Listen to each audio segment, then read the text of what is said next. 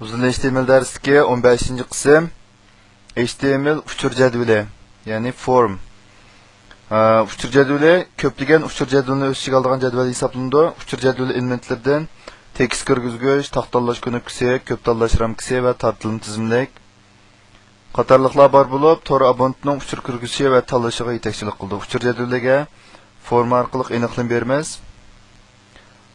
Masalan, shu so'z qoldirish daftari desak, so'z qoldirish daftariningki shu tordashlar uchur yo'llaydigan qismidagi mazmunlarni shu formning ichiga olamiz. Andan keyin kirgizuvchi xat kuchi deganda birinchi xil tekst rayoni, ya'ni tekst fayl kirgizgich deymiz.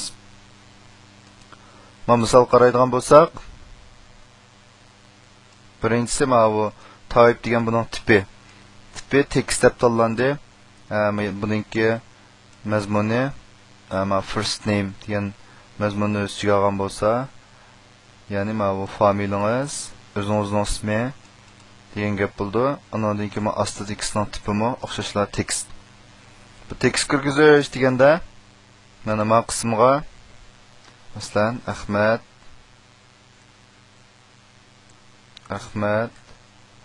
Mardan deb mana tekst kirgizishga bo'ladi.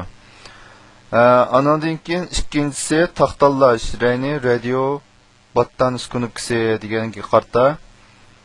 Mana qaraydigan bo'lsak, buningki tipi radio, buningki nomi sex, ya'ni jinsi, male er, female ayol.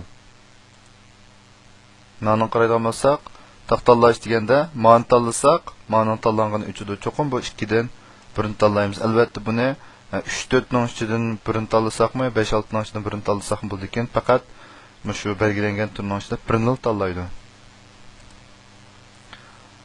Uchinchisi ko'p tanlash, ya'ni checkbox ramkasi deymiz.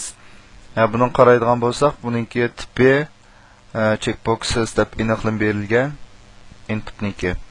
Andan keyin masalan meningki ismi velosiped, bike. Meningki ismi car, mashina deb berilgan bo'lsa, mening velosipedim bor, mening mashinam bor deganda buni ko'ta qaraydigan bo'lsak, mana mening velosipedim bor degan tanlashgan bo'ladi, mashinam bor deganim tanlashgan bo'ladi. Ikkilisini yoki xohlagan birini qo'yib, birini o'chirib olsak, bu ko'p tanlashgan bo'ladi.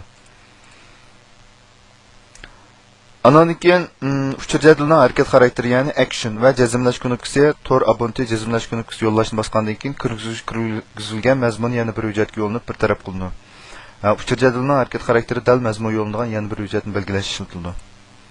Bu nima deganda masalan, uchurlarni biz to'ldirib bo'lgandan keyin bir yo'llash ko'nikmasi orqali yo'llasak, bu uchurni bir taraf qilgan betga almashadi.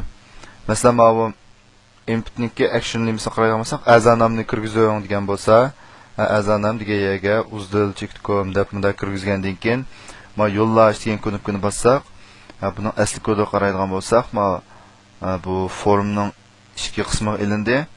Buningki yo'llangan hujjat form action php degan hujjatga yo'linib, shu hujjat ichida hozir mani bossam, mana ichidagi mazmunni mayaki qimmatga yuklagandan keyin hujjatga yo'llab berdim. Hujjat oldidagi yuklangan qimmatni bir taraf qildi.